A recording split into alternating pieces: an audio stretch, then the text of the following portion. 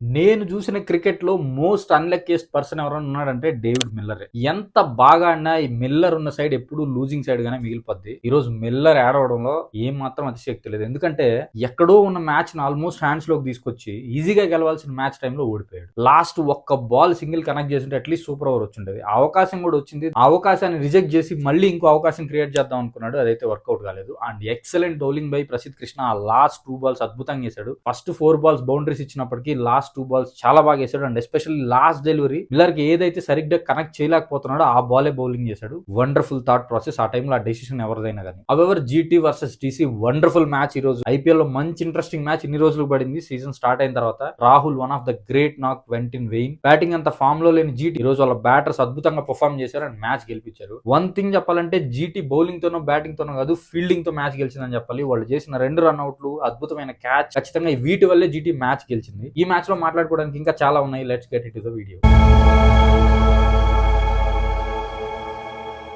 Hello guys, welcome back to Crick stories. So finally GT అయితే ఒక thriller లో గెలిచింది. అండ్ ఐపీఎల్ స్టార్ట్ అయిన తర్వాత ఏంట్రా ఇన్ని రోజులు అవుతుంది, ఒక్కటి కూడా ఇంట్రెస్టింగ్ మ్యాచ్ రావట్లేదు అనుకునే ఆడియన్స్ కి ఈ రోజు ఫుల్ మీల్స్ అనే చెప్పాలి. బికాస్ స్టార్టింగ్ నుంచి జీటీ వండర్ఫుల్ గా డామినేట్ చేస్తూ వచ్చింది. అండ్ డీసీ బ్యాటింగ్ స్టార్ట్ చేసిన తర్వాత డీసీ డామినేట్ చేస్తూ వచ్చింది. బ్యాక్ టు బ్యాక్ వికెట్స్ పడ్డాయి. స్టిల్ మ్యాచ్ డీసీ చేతిలోనే ఉంది లాస్ట్ 3 ఓవర్స్ వరకు. ఎప్పుడైతే రాహుల్ అవుట్ అయ్యాడో మ్యాచ్ మళ్ళీ జీటీ సైడ్ కి వెళ్ళింది. మరి రాహుల్ అవుట్ అయ్యాడు, ఇంకా జీటీ ఈజీగా గెలుస్తుందిలే అనుకున్న టైంలో మళ్ళీ ఇటు side David Miller and Vipraj Nigam మళ్ళీ మ్యాచ్ తీసుకొచ్చారు ఇటు సైడ్. ఎస్పెషల్లీ 19th ఓవర్ లో 20+ రన్స్ కొట్టి సిరాజ్ ని మిల్లర్ ఈజీగా మ్యాచ్ డీసీకి చేసేసాడు. అదే విధంగా లాస్ట్ ఓవర్ కంటిన్యూ చేయలేకపోయాడు. లాస్ట్ బాల్ గుజరాత్ టైటన్స్ గెలిచింది.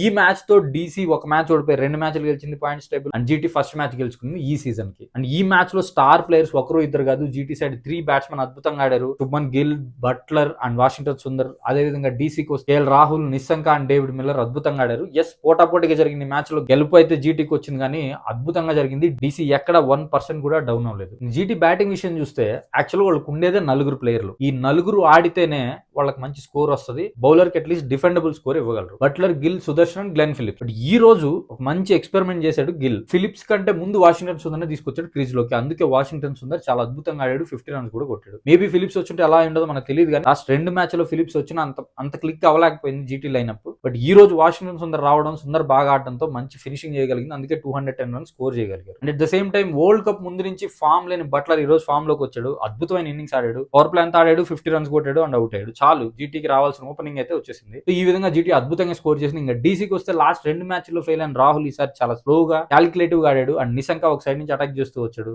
సో ఆ విధంగా వాళ్ళు పవర్ ప్లేలో అరౌండ్ 63 రన్స్ ఏమో కొట్టారు. ఆ విధంగా రాహుల్ నిలబడ్డాడు. 150 కొట్టిన తర్వాత నిశంక అవుట్ అయ్యాడు. నిశంక అవుట్ అయిన వెంటనే సమీర్ రిజ్వీ కూడా అవుట్ అయ్యాడు. నితీష్ రాణా అవుట్ అయ్యాడు. ఈ నితీష్ రాణా, సమీర్ రిజ్వీ ఇద్దరు ఇమీడియట్ గా అవుట్ అయ్యారు. సో సమీర్ రిజ్వీకి ఇది గోల్డెన్ డక్. లాస్ట్ 2 ఇన్నింగ్స్ అద్భుతంగా ఆడి మ్యాచ్ విన్నింగ్ పర్ఫార్మెన్సెస్ చేసిన రిజ్వీ ఈ మ్యాచ్ లో గోల్డెన్ డక్ అవడం కొంచెం డిసప్పాయింట్మెంట్. బట్ స్టిల్ ఎస్, 2 మంచి ఇన్నింగ్స్ తర్వాత ఇలాంటిది ఒకటి రావడం సహజం. బికాస్ ఆ బాల్, అటువంటి బాల్ రషీద్ ఖాన్ అద్భుతమైన గూగుల్ వేసాడు రిజ్వీకి. సో అలాంటి అన్ప్లేయబుల్ డెలివరీస్ లో మనం ఏం చేయలేం. డేవిడ్ మిల్లర్ గాయంతో మళ్ళీ క్రీజ్ లో నుంచి వెళ్ళిపోయాడు, మళ్ళీ తిరిగి వచ్చాడు అండ్ మ్యాచ్ డిఫరెంట్ లెవెల్ కి తీసుకెళ్లాడు. గెలవాల్సిన మ్యాచ్ ఓడిపోయారు. బట్ ఖచ్చితంగా మిల్లర్ ఎమోషనల్ అవడం మాత్రం ప్రతి ఫ్యాన్ కి కనెక్ట్ అవుతుంది. బికాస్ ఎన్నో క్రికెట్ టోర్నమెంట్స్ లో చూస్తూ వచ్చాం మిల్లర్ గానీ, సౌత్ ఆఫ్రికాని వండర్ఫుల్ గా పర్ఫార్మ్ చేయడం, లాస్ట్ వాళ్ళు లూజింగ్ సైడ్ మిగిలిపోవడం. ఖచ్చితంగా ఇది ఒక ఎమోషనల్ మూమెంట్ అనే చెప్పాలి. బట్ ఎనీవేస్, ఐపీఎల్ ఫ్యాన్స్ కు ఒక మంచి మ్యాచ్ అయితే ఇచ్చింది, ఒక థ్రిల్లర్ మ్యాచ్ ని. సూపర్ ఓవర్ పడుతుందేమో అనే ఒపీనియన్ ఇచ్చారు. బట్ సూపర్ ఓవర్ అయితే రాలేదు. మ్యాచ్ అయితే విన్నర్ క్లియర్ గా డిక్లేర్ అయిపోయింది. హోప్ఫుల్లీ కమింగ్ మ్యాచెస్ లో ఖచ్చితంగా ఇదే విధంగా ఇంట్రెస్టింగ్ గా మేబీ సూపర్ ఓవర్ వచ్చే మ్యాచ్లు ఉంటాయి అనుకుందాం. ఆల్మోస్ట్ 12 బాల్స్ కి 36 రన్స్ ఉన్న టైంలో లాస్ట్ 2 బాల్స్ కి 2 రన్స్ కి తీసుకొచ్చాడు మిల్లర్. సో